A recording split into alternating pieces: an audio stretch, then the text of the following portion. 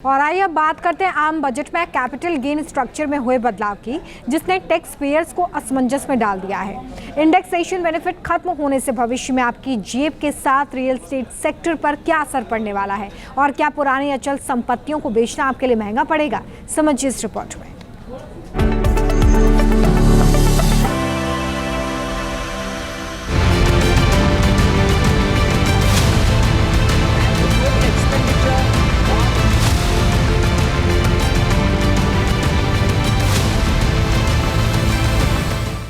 पुरानी अचल संपत्ति बेचना अब पड़ेगा महंगा। पुरानी प्रॉपर्टी पर नहीं मिलेगा महंगाई दर का लाभ।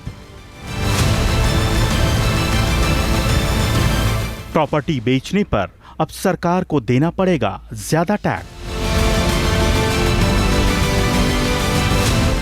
जानिए क्या है रियल एस्टेट में इंडेक्सेशन बेनिफिट। इंडेक्सेशन का रियल एस्टेट सेक्टर पर क्या होगा असर।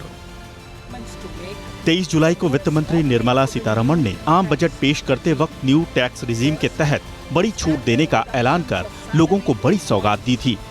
वित्त मंत्री ने न्यू टैक्स रिजीम में स्टैंडर्ड डिडक्शन की सीमा बढ़ाकर 50,000 से 75,000 रुपए कर दिया था।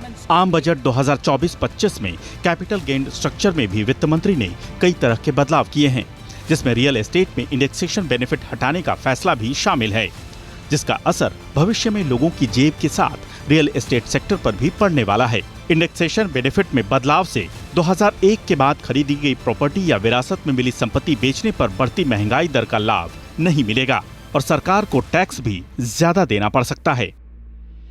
इंडेक्सेशन बेनिफिट खत्म करने का सीधा असर प्रॉपर्टी खरीदने वालों के साथ रियल एस्टेट सेक्टर पर पड़ेगा। मौजूदा नियम के तहत प्रॉपर्टी की खरीद कीमत पर महंगाई दर को भी जोड़ा जाता था, जिससे प्रॉपर्टी बेचते वक्त कैपिटल गेन टैक्स बेहद कम लगता था।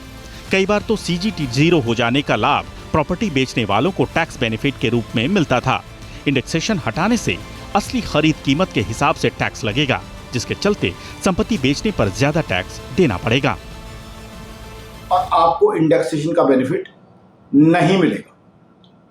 यानी जो भी प्रॉपर्टी की परचेज प्राइस है और सेल प्राइस है, उसके बीच का जो डिफरेंस है उस पे आपको पूरे पे टैक्स देना पड़ेगा। कैपिटल गेन स्ट्रक्चर में हुए बदलाव से आपकी जेब पर क्या असर होने वाला है, उसका पूरा हिसाब किताब आपको ग्राफिक्स के जरिए समझाते हैं। आम बजट 2024-25 में हुई घोषणा में केंद्र सरकार ने इंडेक्सेशन में बड़ा बदलाव किया है। बदलाव से पहले सरकार संपत्ति की बिक्री से लॉन्ग टर्म कैपिटल गेन पर इंडेक्सेशन बेनिफिट के साथ 20% टैक्स लगाती थी, जो अब प्रॉपर्टी की बिक्री पर इंडेक्सेशन बेनिफिट के बिना 12.5% होगा। यानी प्रॉपर्टी बेचने पर LTCG 20% की जगह 12.5% ही लगेगा।